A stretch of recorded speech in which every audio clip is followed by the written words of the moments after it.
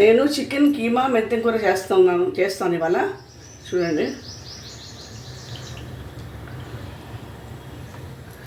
Oil వేసాను. 2 ఇలాచీలు, 4 లవంగాలు, 2 పట్టా ముక్కలండి వేస్తున్నాను ఫ్రైకి.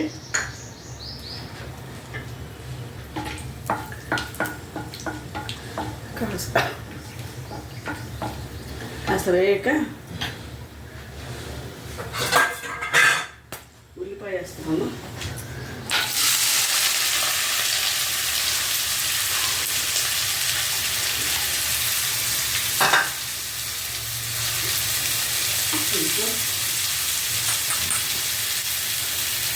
ఒక స్పూన్ పసుపు, ఒక స్పూన్ ఉప్పు వేసాను. ఇంకా కీమాలో నేను వేసాను ముందే.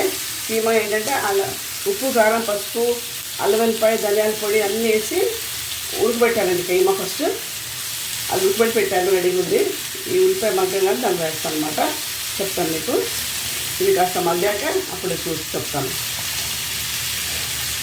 సిమ్లో పెట్టి మూత పెడతాండి.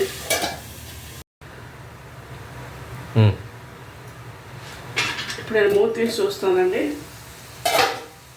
ఇది సగం మగ్గిందన్నమాట ఉల్లిపాయ. ఇప్పుడు నేను 3 కట్టలు మెంతి కూర తీసుకున్నాను, దీంట్లో వేస్తున్నాను.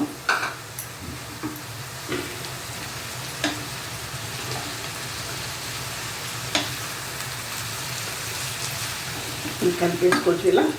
ఇది కూడా కొంచెం మగ్గాలన్నమాట, పచ్చివాసనతో పోవాలి. కొంచెం మగ్గాక ఆకుకూర అప్పుడు చెప్తాను నెక్స్ట్ ప్రాసెస్ మీకు.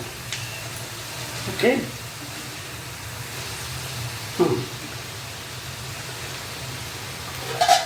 సిమ్లో పెడతాను. ఇంకా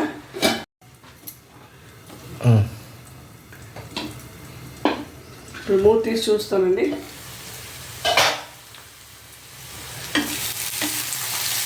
ఇది అయిపోయింది, మగ్గింది బాగానే. ఇప్పుడు నేను 1/2 కిలో కంటే కొంచెం ఎక్కువ ఉంటుందండి కీమా, చికెన్ కీమా వేస్తున్నాను.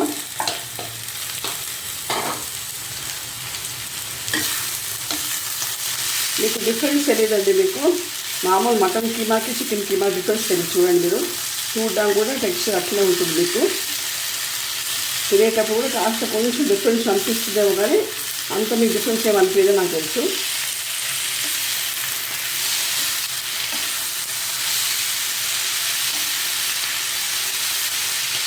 ఇది కాస్త సిమ్లో పెట్టి కాస్త వేసుకుంటానండి మధ్య లోపల.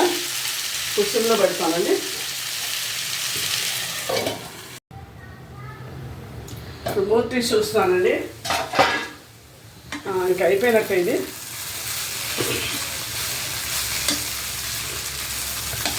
అయిపోయింది, అడగడుతుంది కొంచెం అంటే పచ్చివాసన బాగుంది కదా. నేను ఒక స్పూను గరం మసాలా వేస్తాను దీంట్లో.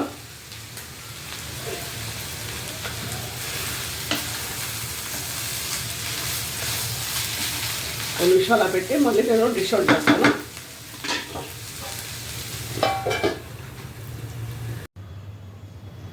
చికెన్ కీమా మెంతెం కూర రెడీ అండి.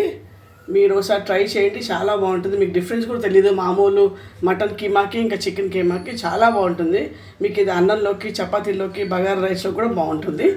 Please like, share and subscribe my channel. Thank you. And మీరు అందరూ బాగున్నారని తెలుస్తానండి. Thank you.